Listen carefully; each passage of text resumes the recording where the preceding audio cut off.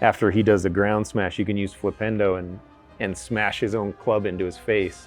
I was suited up as the troll in the mocap stage, and I had a foam club, and I was just smashing myself in the face over and over again. And we tried that, and we also tried, having someone that wasn't in a suit, pulling it into my face. We had someone kind of give the resistance of the club as I was pulling, and then letting go and hitting myself. And so just a lot of different ways of trying to make it feel real and physical, but then also making it a magical thing where someone's doing a spell that hits a club into your face.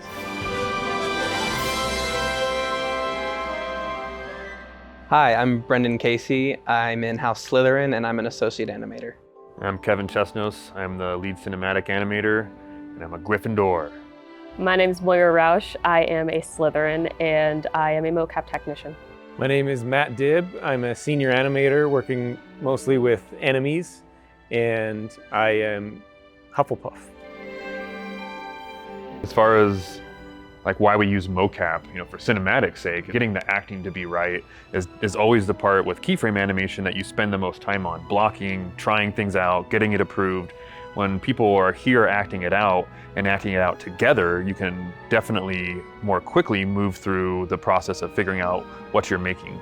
And that's helpful. And especially when you have 2+ hours of cinematics that you're doing. Normally a feature-length film is about 90 minutes, and we're well beyond that. And we can make that with a smaller crew and do it a little bit quicker, and then spend our time hopefully making it look as awesome as we can. The visualization is something that you guys have always really liked about being able to jump in immediately and just see it on the floor. There's nothing better than being able to work through your ideas as a group and do it right here on the floor and be able to see it in the game at the same time, which is also awesome that we can do that. When you're on set and can brainstorm those things right there and try multiple different versions and see what it looks like on the character immediately, those are hugely beneficial. And you can have the person that's directing you or the director on set who had the idea or had the request, and you can do multiple different versions, and then you can kind of brainstorm together and say, hey, I like what you did there, but let's try this thing here. Because there's a lot of creatures in our game that we can't suit up a similar creature. We can't bring in, a tiger and put mocap Don't ask me to do dots that. There's some animals that I have seen mocap before, like horses and different things like that. We haven't done any of that in this game, but there are a lot of creatures that you just can't do motion capture for. Dragons, there's no existing dragons that we can put a suit on and bring in the studio, as awesome as that would be. That we know of. That we know of yet, yeah. And a lot of the time, the same way that we find those nice imperfections in human motion capture or bipedal motion capture, when we're looking at animals, a lot of the time the answer is how they actually move. How does a wolf move? When a frog jumps, how does it jump? So when we aren't using motion capture, we have to rely on actual reference and studying how that animal would move functionally. On the game side of things, you're not worrying about so much the direct relationship between the characters that are much larger or much smaller than a human size. But in cinematics, we actually need to get that relationship solidified. And so the fact that we can be on the mocap stage and we can see in Unreal how we are relating to each other. So the actor could be playing a troll and another actor could be playing a human, and we can make sure that their eye lines are kind of lined up so they're looking closer to the right spot and they're interacting with the set. All that stuff can kind of be present. Makes it a lot easier for us, at least. It's less that we have to fix up on the other side. I think some of the challenges that might come are stuff like weight. A troll's gonna weigh, we wouldn't actually determine what weight a troll is, but it's gonna be a lot heavier than the human is. And so trying to get that weight to come across the right way might be a challenge, and same on the opposite side of being a house elf that's just a lot smaller. Something I like that you guys would do that would, I think, help ground us, but also get some of the magic in, is you'd do small, medium, and large reactions to things. So you'd start off with we'd do a bunch of takes, and we'd start off with really simple, kind of mundane, real world reactions to things and real world like scenes, and then you'd slowly get it a little bit more ridiculous, a little bit more weird, add in some extra step movements, some anything.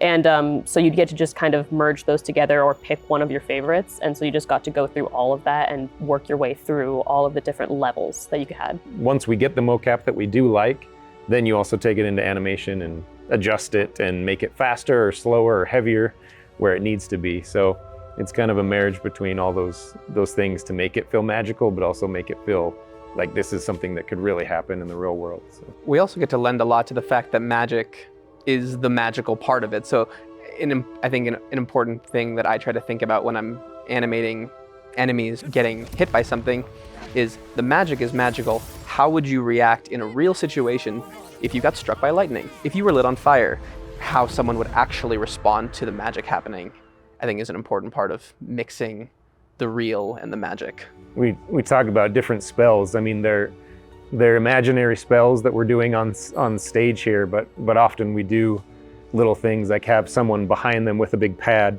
hitting them backwards so it feels more impactful when they're getting hit by something. And sometimes it is better to just act it out by yourself and that hit reaction, and then go into animation and speed it up at the beginning so it feels more impactful. You know, I know for me, I've got an opportunity to work on a lot of cool projects, and this one honestly is no different. Like, I loved the Harry Potter films, and you know, something that I really loved about them was just that feeling that Harry constantly experienced of like, wow, what, you know, magic is so cool. It's nice to be a part of that, and hopefully everyone else feels the same way when that they too feel like that was something spectacular, and they're kind of left in awe. Working on Hogwarts Legacy has been, you know, a dream come true. It's the wizarding world in general, and the Harry Potter films are so iconic and so loved by so many fans. And there's such a charm to the world and charm to the characters and the use of magic, and just creates a world that people want to live in. And that's the exciting thing about this game, I think, is it kind of gives people that opportunity that this is my chance to walk around in Hogwarts and lead my own adventure in this world that I've always wanted to be in. So to be a part of making that and bringing that to life has just been so exciting and so fun. I keep telling people whenever they ask me about this game that this is it. You get to actually be a wizard, go to school, wander around the world in places you've never seen. And it is exactly the kind of magic that a lot of people who read the books and watched the movies were looking for when they were younger.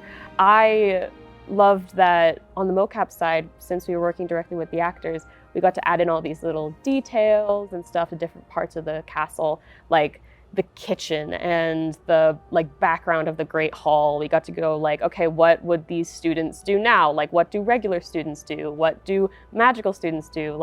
They would throw magic paper at each other and do all these weird things. We got to add that in ourselves. So I just feel like a lot of heart went into this game, and I got to put a lot of myself into the game, and I feel like everyone's going to love it because it's exactly what your inner child would have wanted when you were younger. So if you asked Brendan in college what the first project he would ever work on as a professional animator, you could have given him a million guesses, and I would have never dreamed of something like Hogwarts being the first project I got to work on. I was such a fan as a kid. So getting to be here and actually working on it and being in the game, and you're not watching Harry Potter be a wizard, you're a wizard. A fine enough point can't be put on it how much heart people have put into this game to make sure that the fans get to be a wizard or a witch. And I'm just so grateful that I get to do this every day.